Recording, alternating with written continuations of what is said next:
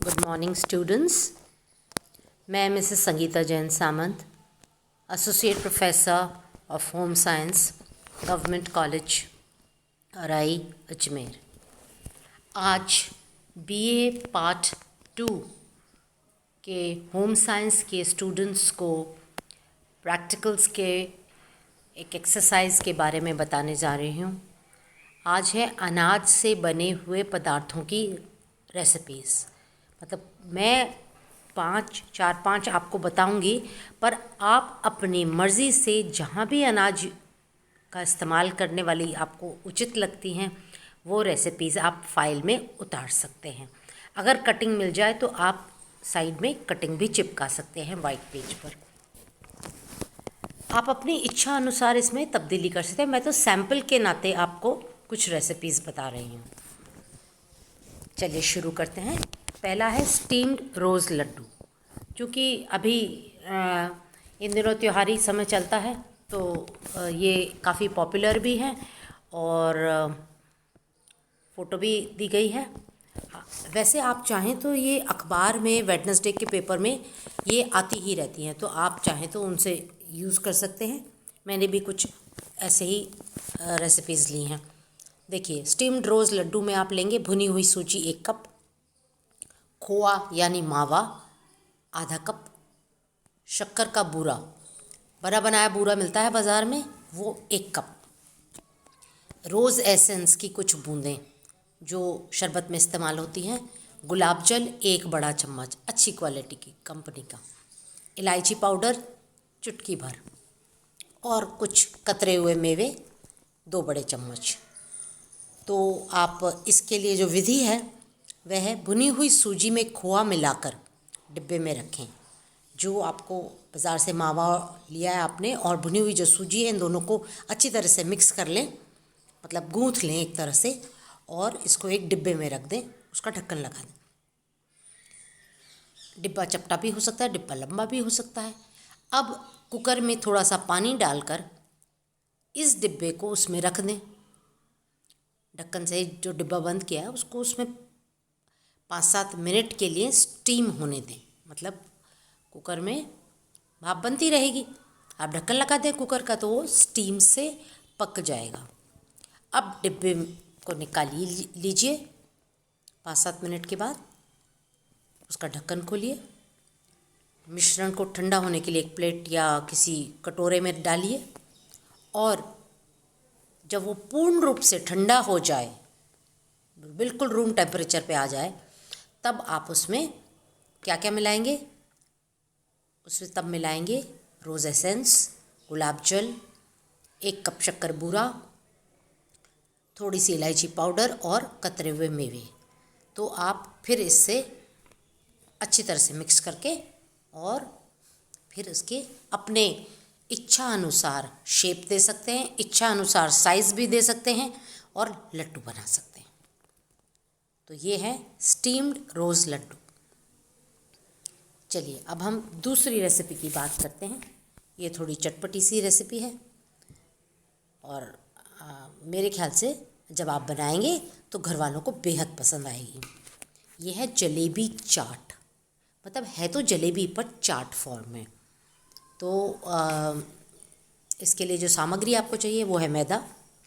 अब जैसे हम जो भी हम सामग्री बता रहे हैं तो ये नहीं कि आपको उतनी ही लेनी, आप उसकी हाफ़ कर लीजिए, 1/4 कर लीजिए। अब इसमें जैसे मैं एक सैम्पल बता रही हूँ तो मैदा 1 किलो, आप आधा किलो ले लें, आधी कर दीजिए। उड़द की दाल धुली हुई जो दाल होती है वाइट कलर की, 200 ग्राम मगर पिसी हुई। तो पाउडर फॉर्म में तो उड़द दाल है 200 ग्राम और मैदा है 1 किलो और देशी घी है आधा कप। बेकिंग सोडा, देखिए 2 चीज़ें होती है, एक होता है बेकिंग सोडा जो बाज़ार में डिब्बे के फॉर्म में मिलता है, तो वो ले लीजिए बेकिंग सोडा, और ये लगभग 1.5 छोटा चम्मच। पानी 3 कप।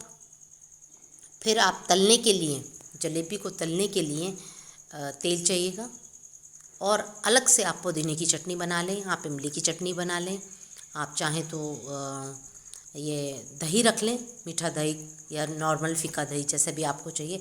इन सबको फेंट के अलग से जैसे अपन चाट के ऊपर बुरकते हैं उस हिसाब से तैयारी कर लीजिए। नमक रख लीजिए, चाट मसाला रख लीजिए, लाल मिर्च पाउडर रख लीजिए, थोड़ी हरी मिर्च, हरा धनिया कटा हुआ रख लीजिए। तो ये सारी चीज़ें आप सामग्री में रख लीजिए एकत्रित करके। अब आपको क्या करना है, विधि क्या होगी कि एक कटोरा लें, एक बोल लें, उसमें मैदा और बेकिंग सोडा मिलाएं, ठीक है।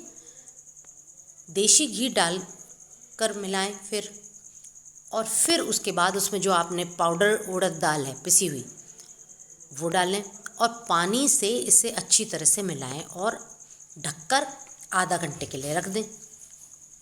अच्छी तरह से ढक दें उसको। अब पैन में मध्यम आंच पर तेल गरम करें और उसमें मैदे का जो आपने मिश्रण बनाया है जो जलेबी के लिए, या तो आपके पास जलेबी का कोई सांचा या बॉटल या पाइपिंग बैग है तो ठीक है, नहीं तो आप एक सूती कपड़ा भी इस्तेमाल कर सकते हैं और उसमें आप एक छेद करके उसको जलेबी डालने वाला जो कपड़ा जो हलवाई लोगों के यहाँ जैसा आपने देखा है वैसा भी बना सकते हैं। और नहीं तो ये आपकी जो सॉस की बॉटल आती है प्लास्टिक की, आप उसमें घोल डालिए और उससे भी बना सकते हैं। तो तरीके अनेक हैं, आप चाहें जैसा बना लें। अब जब आप अगर कोई कोन बना रहे हैं या आपने प्लास्टिक की थैली या किसी इसमें डाला तो नीचे से उसको थोड़ा सा काटना पड़ेगा ताकि उसमें से वो घोल निकल सके। फिर जैसे आपने अक्सर देखा है हलवाई लोग जैसे जलेबी बनाते हैं, आप भी ऐसे गरम तेल में जलेबी बनाएं और उनको कुरकुरी होने तक तलें और फिर वो जलेबियों को निकाल कर एक बर्तन में रखें और ठंडी होने पर आप उसमें जैसे आप डालते हैं दही, पुदीने की चटनी, इमली की चटनी, चाट मसाला, हरी मिर्ची, हरा धनिया, नमक, लाल मिर्च, ये सब आप उसके ऊपर बुरक दें। तो इससे और बारीक सेव जो आते हैं जो भेलपूरी में इस्तेमाल होते हैं वो बारीक मशीन सेव जिनको बोलते हैं, आप वो भी डालकर ये चाट बना सकते हैं। और ये एक नई डिफरेंट सी चीज़ है। नॉर्मली हम लोग खाते हैं जलेबी मीठी चाशनी वाली, पर ये कहलाती है जलेबी चाट क्योंकि आपने जलेबी तो बनाई मगर उसको चाशनी में नहीं डुबा, उसको आपने कुरकुरी के रूप में एक डिफरेंट सा लुक जो आपके पास है जलेबी चाट बनाई है। तो ये एक डिफरेंट और नई डिश है। अब हम बात करते हैं एक थर्ड रेसिपी की। इसमें यह है मसाला इडली। इडली तो आप खाते ही रहते हैं और बनाते भी रहते हैं। इडली में क्या होता है, एक स्टीम करके, चाहे वो सूजी की हो चाहे वो चावल और दाल की मिक्स्ड हो, तो स्टीम्ड इडली जो होती है हेल्थ के लिए भी अच्छी होती है। तो आप जो आपके इडली बच गई है आप उस इडली से मसाला इडली बना सकते हैं। तो इडली लीजिए, इडली के कुछ टुकड़े कर लीजिए, 4 करें, 5 करें, 6 करें, वो आपके ऊपर डिपेंड करता है आप कितने बड़े साइज़ का चाहते हैं और आपकी इडली कितनी बड़ी है। छोटी इडली है तो 4 टुकड़े, बड़ी है तो 5-6 टुकड़े। तेल छौंके के लिए, कुछ बारीक कटा हुआ प्याज, अदरक, लहसुन का पेस्ट भी ले सकते हैं, चाहे तो इसको अवॉइड भी कर सकते हैं। एक छोटा चम्मच हरी मिर्च कटी हुई, टमाटर थोड़ा सा छोटा कटा हुआ, हल्दी पाउडर आधा चम्मच, लाल मिर्च पाउडर आधा चम्मच, सांभर मसाला छोटा सा चम्मच और हरा धनिया बारीक कटा हुआ।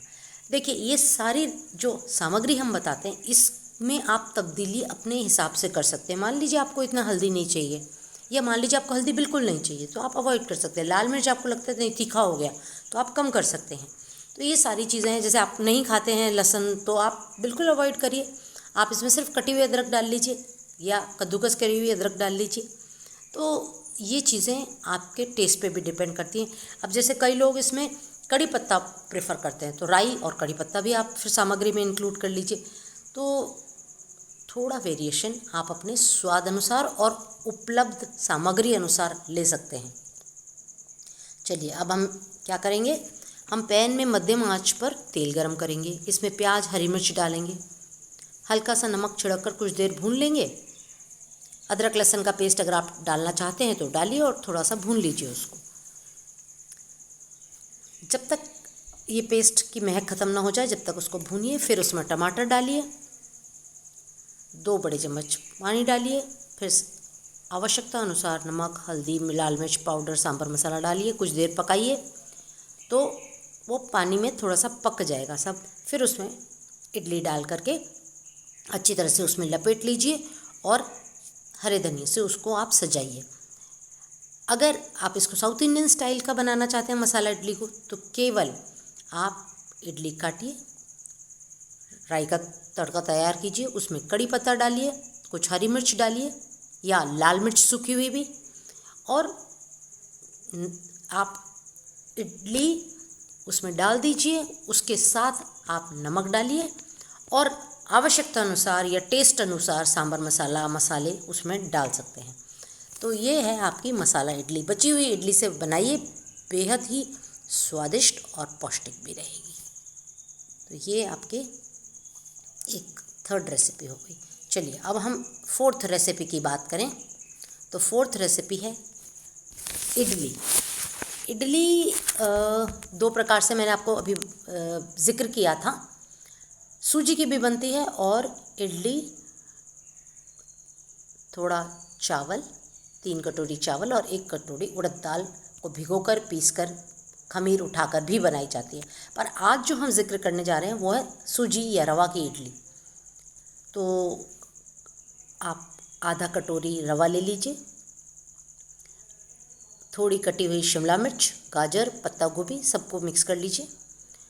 छाछ ले लीजिए 2 कप, स्वाद अनुसार नमक, थोड़े कड़ी पत्ते, राई, मीठा सोडा, तेल, जैसे भी आप चाहते हैं उस हिसाब से ले लीजिए। अब हम बात करते हैं विधि। तेल गरम करें, इसमें राई, कड़ी पत्ता डालकर रवा डाल दें और सभी कटी हुई सब्जियों को भी डाल दें और नमक डालकर इसको थोड़ा अलट पलट कर लें। फिर ये जो घोल बनाया है आप इसको इसमें छाछ में डाल के पकाएं इसको थोड़ा सा। फिर इस घोल को कम से कम 1 घंटा रखें। रात भर रखेंगे तो उसमें एक खमीर भी उठ जाएगा। और इसमें थोड़ा सा आप चाहें तो मीठा सोडा डाल सकते हैं, चाहे तो आप इनो डालिए और इडली के साँचे में इडली डालकर बना लें और नारियल की चटनी या हरी चटनी या सॉस के साथ आप ये इस्तेमाल कर सकते हैं। बनाना बहुत आसान है। देखिए, सूजी है, सूजी में डलती है कुछ सब्जियां, कुछ राई, कुछ कड़ी पत्ता और उसको हम छाछ से घोल लेंगे।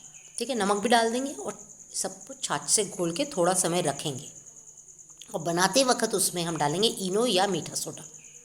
ठीक है, और फिर उसको सांचे में डाल के बना लेंगे। अब देखिए, जो आपकी परिस्थिति है, मान लीजिए आपके पास इडली का सांचा नहीं है तो भी आप इडली बना सकते हैं। इसका एक तरीका है, जैसे हम ढोकला बनाते हैं तो एक थोड़ी उभरी हुई प्लेट में आप ये घोल डाल दीजिए, चिकनाहट लगाएं पहले, फिर ये घोल डाल दें और फिर उसको भाप में पका लें।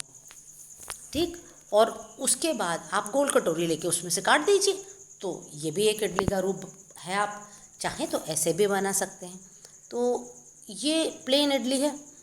आप ये सूजी की इडली है, बहुत हल्की रहती है, पाचन के लिए बिल्कुल ठीक है। आप चाहें तो इस चटनी से खाएं, चाहे तो इसको सांभर से भी खा सकते हैं। सांभर बनाने का जिक्र हम करेंगे जब हम दाल की रेसिपीज आपको बताएंगे। चलिए अब हम बात करते हैं एक मीठी सी, प्यारी सी और बड़ी हेल्दी डिश है गुड़ आटा पपड़ी। बेहद इजी और आपकी सेहत के लिए बड़ी अच्छी है। गुड़ जो है हमारे शरीर के लिए बहुत फ़ायदेमंद होता है। गुड़ में जो लौह तत्व की मात्रा है वो बहुत अधिक होती है और बहुत अब्जॉर्बेबल फॉर्म में होती है, मतलब अवशोषण हो जाता है जल्दी से उसका हमारे शरीर में। तो इसलिए हम गुड़ जो है, जो एनीमिक लोग होते हैं उनको कहते हैं, एनीमिया वाले लोगों को गुड़ खिलाइए या गुड़ से बनी हुई चीज़ें खिलाइए। चलिए अब हम बात करते हैं इसमें सामग्री। आपको जो गुड़ आटा पपड़ी में लेनी है वो है 400 ग्राम गुड़, 150 ग्राम रिफाइंड तेल पपड़ी तलने के लिए, और तिल लगभग 2-3 चम्मच, देशी घी लगभग 60 ग्राम। सबसे पहले गुड़ को पानी में घोल लें। ठीक, उसके बाद आप अगर पानी में बड़ी डली है तो उसको पहले छोटा छोटा तोड़ लें, फिर पानी में घुलना आसान हो जाएगा। अब गुड़ वाले पानी को चम्मच से चलाते हुए थोड़ा सा गुनगुना करें, तब पूरा गुड़ जो है पानी में पूर्ण रूप से घुल जाएगा। अब इसमें थोड़ा सा घी डाल लीजिए और छान लीजिए। पहले छान लीजिए फिर घी डालिए। अब बर्तन में आटा लीजिए, उसमें तिल डालिए और गुड़ के पानी की सहायता से उसको पूरी जैसा सख्त गूंद लीजिए। हम घी ऑलरेडी गुड़ वाले घोल में डाल चुके हैं। आटे को 3-4 मिनट तक अच्छी तरह मसलते हुए चिकना करें, खूब अच्छी तरह से मथ लें। फिर आधा घंटे उसको थोड़ी देर ढक के रख दें। उसके बाद जैसे हम दोबारा आटा सही करते हैं रोटी बनाने के लिए, वैसे कीजिए और उसको बेल लीजिए। और तब आप बेलने के बाद बड़ा रोटी जैसे आप बेल सकते हैं, चाहे तो आप छोटी छोटी पपड़ी भी बेल सकते हैं। और बड़ा रोटी जैसा आपने बनाया तो आप उसको काट लीजिए किसी ढक्कन से, मतलब आपको सब एकसार पपड़ी मिल जाएंगी। और चाहे तो आप अपने हिसाब से कर सकते हैं। फिर आप इसको मीडियम आंच पर गोल्डन ब्राउन होने तक तल लें। और ये स्वादिष्ट गुड़ आटे की पपड़ी जिसमें आपने तिल भी मिक्स किया है तो बहुत ही न्यूट्रिशियस है, मतलब ये बहुत ही पौष्टिक है। मेरे ख्याल से ये आपको ज़रूर बनानी चाहिए और घर में सभी लोगों को ये खानी चाहिए।